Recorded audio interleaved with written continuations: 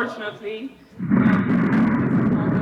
not and this sound is not coming off. Right. So we don't create Frankenstein's monsters in my lab, but there is a very valid reason why they chose electricity to make him fire up. It's because our two most important organs, the heart and the brain, work through electricity. So I'm here to talk about the brain most of all, but the heart is also very important.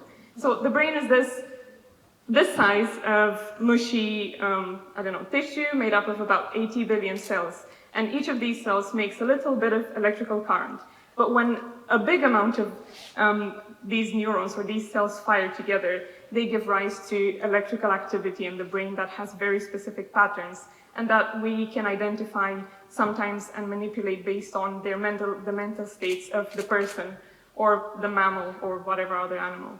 So I'll dive right in with you, and I'll ask you to spot the two envelopes that you've got on each table, and two people opposite each other, preferably closest to the envelopes. Take them, open them, look at their contents, and kind of split into two groups. Inside the envelopes, take everything that's in. You should find 4 strips of paper and 1 A5 sheet. And the 4 strips contain squiggly lines that should be brain signals corresponding to mental states. So your task for the next 90 seconds, starting in about 2 seconds, is to identify the mental states that each of those squiggly lines corresponds to. So you've only got the shape of the brain waves and your intuition to go by. But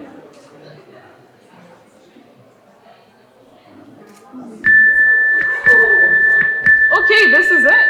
That's your time up. Which means only one thing. It's time to demonstrate this, hopefully, in a second. So we've got a willing volunteer here. I swear he's a volunteer. We agreed that we will do this before. So what he's wearing is an EEG headset that's been set up beforehand, some finishing touches. And what you will be seeing is going to be his brainwaves.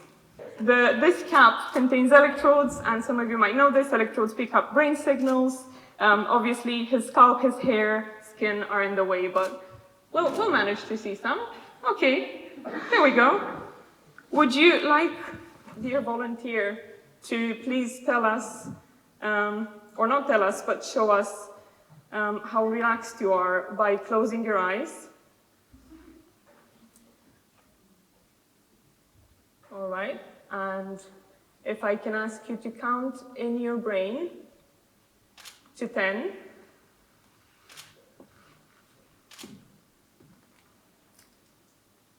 And keep your eyes closed.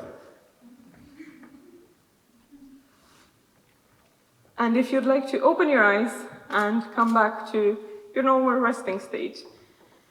And now can you please think of some movement and try to recreate the movement scenario. And while thinking of the movement, can you also maybe perform some movement with your hands? Maybe a bit less movement, maybe more like squeezing and... Okay, lovely. Some big movements there. And I'm going to try and recreate the sleep one. So 3, 2, 1.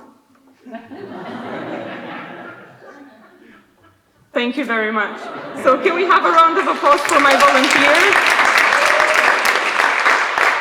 Thank you very much for letting us have a peek into your brain.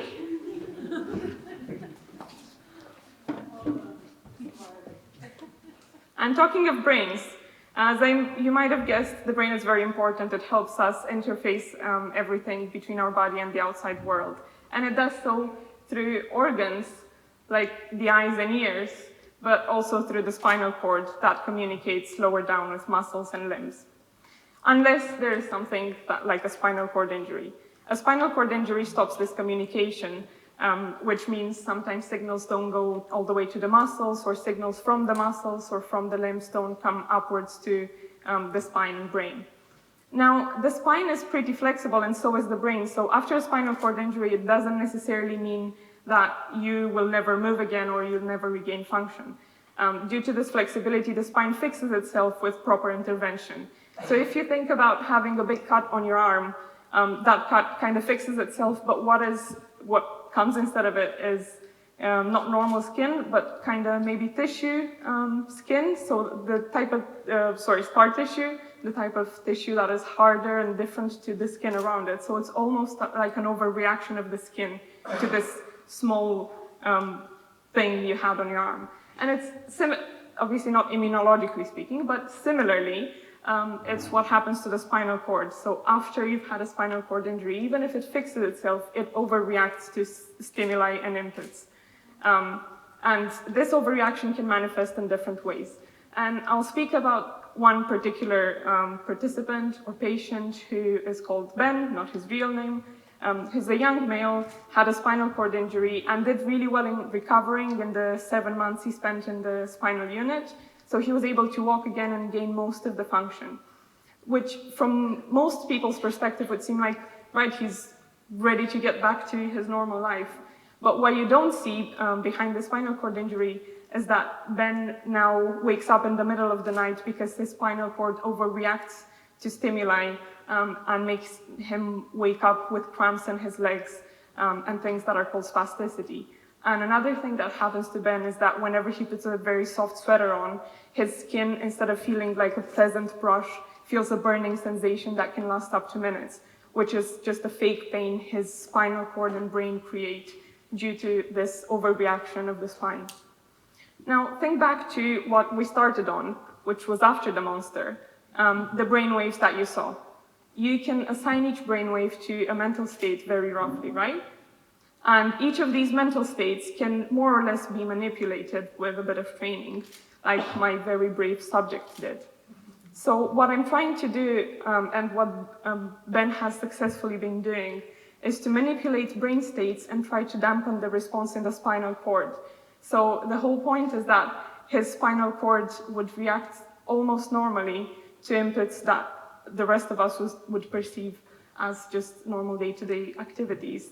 But instead of working this from the spine or from the outside, like the limbs, we work it from the brain by changing brain mental states. So Ben has been very brave in taking part in, I'm joking, he's not been brave. This is the whole setup. There's nothing more dangerous than this, just recording brain activities, but he's been very successful in manipulating mental states to dampen the responses of his spinal cord, and now can have a full night's sleep without spasticity. Thank you very much.